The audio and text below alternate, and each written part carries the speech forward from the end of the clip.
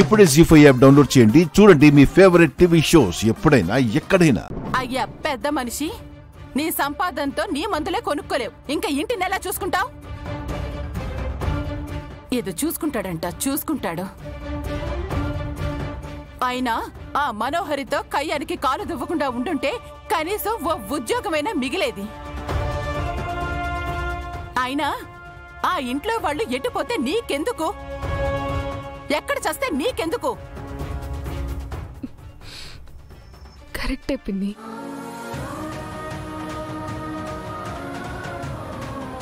నువ్వు చెప్పింది చాలా కరెక్ట్.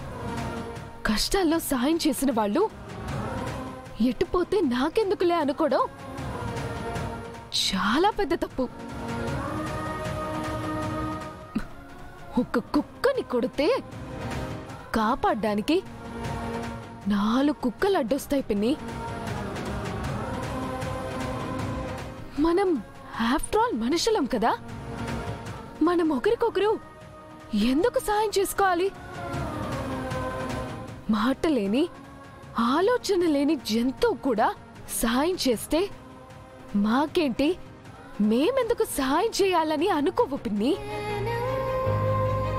కానీ మనమే సాయానికి కూడా విలువ కట్టి అమ్మేస్తూ ఉంటాం.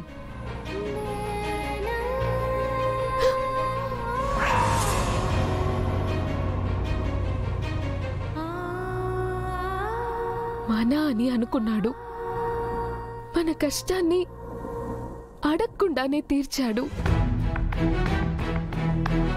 సమస్యల్లో అండగా నిలబడ్డాడు. అలాంటి వారు సమస్యల సముద్రంలోకి వెళ్తున్నారని తెలిసినా, కోరి కష్టాలని తెచ్చుకుంటారని తెలిసినా, జరిగింది, జరుగుతోంది, జరగబోయేది అన్నీ తెలిసినా ఏమీ చేయలేని నిస్సహాయులై ఉన్నాం కదా. అందుకు నాకు బాధగా ఉంది నాన్న. చేతగాని దానిలా అనిపిస్తుంది. వాళ్ళకి తెలుసో తెలియకో చాలా రుణపడిపోయాను నాన్న. ఆ ఇంట్లో వాళ్ళ ప్రేమని, ఆ పిల్లల నమ్మకాన్ని అన్ని వాటితో కోల్పోబోతున్నాను నాన్న, కోల్పోబోతున్నా.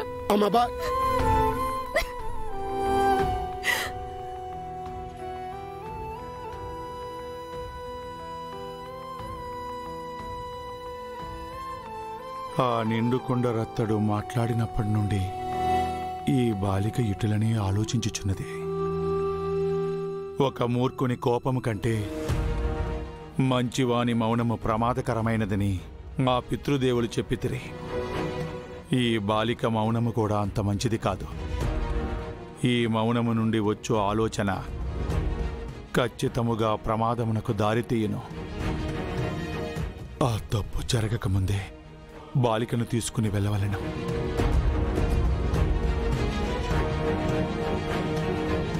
బాలిక, బాలిక! చెప్పండి గుప్తా గారు. మనమిక బయలుదేరదము. పెళ్ళయ్యే వరకు ఇక్కడే ఉందామన్నారు కదా గుప్తా గారు. అంటిమి, కానీ నిన్ను ఇటుల చూచుచుంటే మాకు భయముగా ఉన్నది బాలిక. మీలాంటి దేవుళ్ళు మాలాంటి మామూలు వాళ్ళని చూసి భయపడుతున్నారంటే నవ్వొస్తుంది గుప్తా గారు. తన పతిదేవుని ప్రాణము కొరకు సాక్షాత్తు మా యమధర్మరాజుల వారితో పోరాడి పోట్లాడి తన పతిదేవుని ప్రాణము దక్కించుకున్న సావిత్రి కూడా మామూలు మనిషియే బాలిక. మనిషి మనస్ఫూర్తిగా ఏదైనా చేయదలచనిచో ఆపుట ఏ శక్తి తరమూ కాదని చాలా సందర్భములలో రుజువైనది. అందున నీవు కన్న తల్లివి. నీ బిడ్డల క్షేమము కోసం ఏమి చేయుటకైనను వెనుకాడవు. అంత గొప్ప వాళ్ళతో నాకు పోలికెందుకులేండి. పిల్లలు ఉన్నా ప్రాణాలు పోగొట్టుకున్న నష్ట జాతకురాల్ని. ఇప్పుడు కన్న పిల్లలు కళ్ళ ముందే కష్టపడుతున్నా ఏం చేయాలో తెలియని ఒక నిస్సహాయురాల్ని. నేను నమ్మి ప్రేమను పంచి పెంచిన స్నేహమే ఇప్పుడు నా కుటుంబాన్ని నాశనం చేయబోతున్నా ఏమీ చేయలేని చాతకాని దాన్ని. ఇదిగో నీలో ఈ బాధ, ఈ ఆవేశము చూస్తుంటే నాకు భయముగా ఉన్నది బాలిక. మనిషి ఆవేశము ఆలోచనను చంపివేయను, అనవసర నిర్ణయములు తీసుకున్నట్టుకు దారితీయను. అందులకే చెప్పుచుంటిని, నీవు ఇచ్చట ఉండినను వీక్షించుట తప్ప ఏమీ చేయలేవు. మరి ఎందులకు ఇచ్చట ఉండుట? పద వెళదము.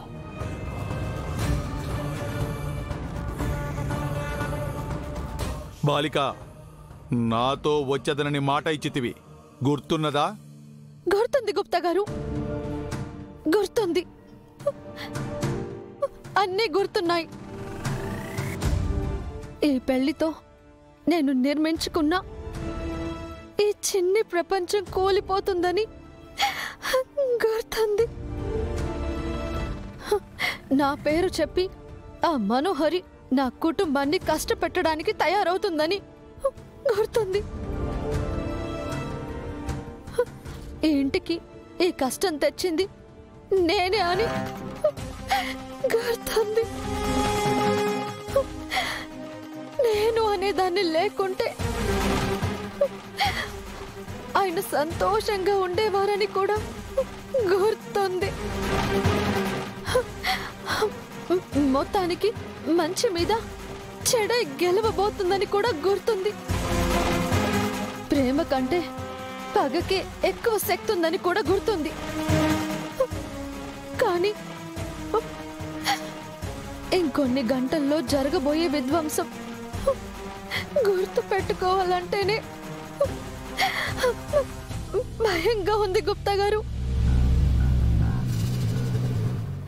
తెలిసి నేను కానీ నా కుటుంబం కానీ ఎప్పుడు ఎవరికి ఏ అన్యాయం చెయ్యలేదండి.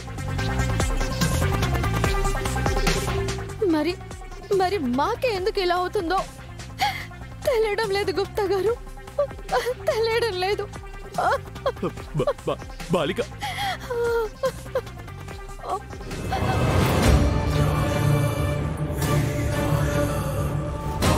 నన్ను క్షమింపుము బాలిక. నేను గనక ఇప్పుడు నీపై జాలి చూపినచో తలరాతను ధిక్కరించిన వాడిన ఎదను. ఆ తప్పిదము నేను చేయలేను. నన్ను క్షమింపుము బాలిక.